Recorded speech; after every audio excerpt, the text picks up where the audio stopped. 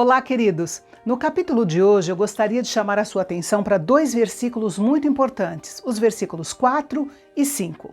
Diz assim: Ouça, ó Israel, o Senhor nosso Deus é o único Senhor.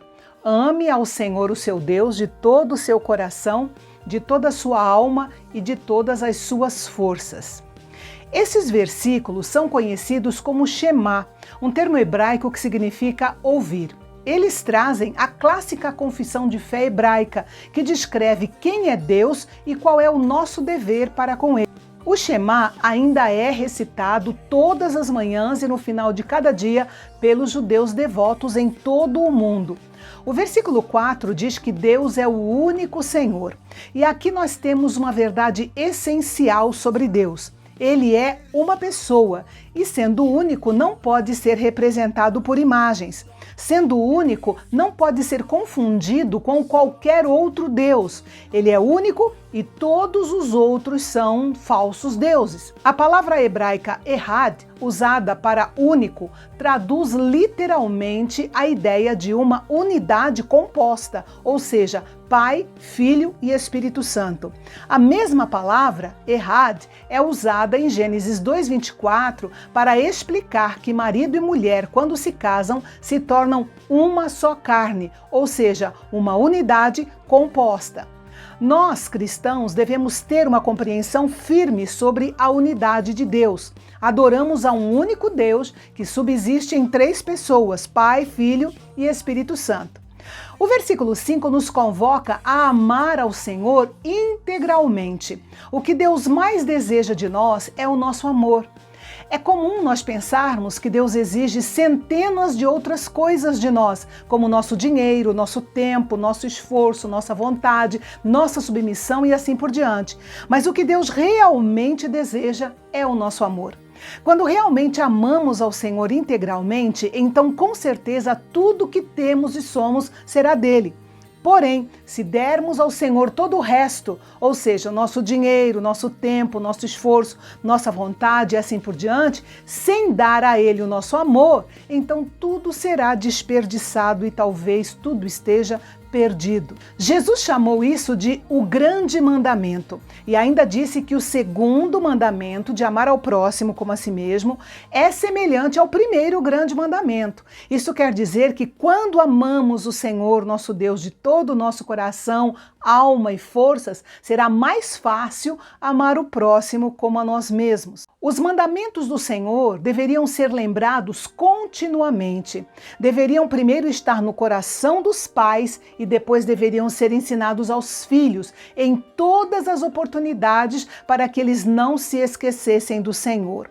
E aqui nós aprendemos uma lição preciosa sobre o valor da palavra de Deus dentro da nossa casa. Tendo Bíblias de fácil acesso, alguns textos bíblicos espalhados pela casa, em quadros, na geladeira, em forma de colantes e outros modelos, isso servirá de testemunho, tanto para os de dentro quanto para os de fora, de que naquela casa vivem pessoas que adoram e amam o único Deus verdadeiro. Os israelitas não deveriam, em hipótese alguma, colocar o Senhor seu Deus à prova, como havia acontecido em Massá. Israel tentou o Senhor, desconsiderando muitas das demonstrações de amor e do cuidado de Deus com eles, exigindo que Deus provasse seu amor, dando aquilo que eles queriam. E é assim que muitos colocam Deus à prova, encostam Deus na parede e exigem que ele faça algo como se ele devesse atender aos caprichos e aos padrões humanos de agir. Esta foi a passagem das Escrituras que Jesus citou quando Satanás o desafiou a fazer Deus Pai provar o seu amor, protegendo Jesus se ele pulasse do pináculo do templo. Jesus sabia da incoerência desse desafio, por isso o rejeitou. Na Antiga Aliança, no Antigo Testamento, a bênção de Israel era condicionada à obediência. Já na Nova Aliança, no Novo Testamento, nós somos abençoados pela fé em Jesus, porque Ele cumpriu toda a lei no nosso lugar. Na Nova Aliança, não há julgamento de Deus por nossa desobediência, porque todo o julgamento que nós merecíamos foi colocado sobre Jesus na cruz, mas nós não podemos evitar A disciplina do Deus Pai amoroso, não no sentido de nos fazer pagar pelos nossos pecados, mas no sentido de nos treinar para não continuarmos no pecado. Além disso, nós teremos que lidar com as consequências naturais da nossa desobediência, porque Deus não prometeu nos livrar delas. Quando o povo conquistasse as nações de Canaã, os israelitas herdariam muitas riquezas e seriam tentados a esquecer do Senhor, que havia tornado possíveis as suas vitórias e acabar se envolvendo com o pecado, principalmente com a idolatria. A mesma coisa acontece ainda nos nossos dias. Quando as coisas estão indo bem, nossa tendência é de relaxar nas disciplinas espirituais, deixar de dar o devido valor às bênçãos, deixando de lado a gratidão a Deus, que é a fonte de todas as nossas bênçãos. E o curioso é que, normalmente, esse desleixo espiritual que vem da prosperidade aflige a geração seguinte, mais do que a geração atual. Ou seja, os filhos crescem esperando já, contando com a prosperidade e com as bênçãos, sem entender que sua prosperidade e suas bênçãos vêm de Deus. Por isso, era imprescindível que Israel ensinasse os seus filhos sobre a verdadeira fonte da prosperidade, para que as bênçãos dadas a uma geração não se tornasse uma maldição para a geração seguinte. E o segredo era simples: os pais precisavam contar para os filhos as maravilhas que Deus havia feito entre eles.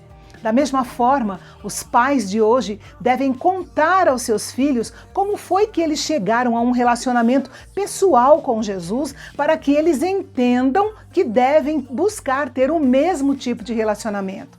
Sem o conhecimento do passado, os nossos filhos não terão esperança para o futuro. Nós devemos cultivar uma atitude de gratidão ao Senhor por tudo que Ele faz por nós. A gratidão é uma arma extraordinária contra a incredulidade, a desobediência, o coração endurecido e até para o espírito amargurado. E no capítulo de amanhã, nós vamos ver que o privilégio sempre traz consigo responsabilidades. E a responsabilidade de Israel era obedecer aos mandamentos de Deus para se tornar o povo mais abençoado da terra, conforme o Senhor havia prometido. E eu espero você amanhã aqui no Canal Bendito, o canal de Fala Fácil.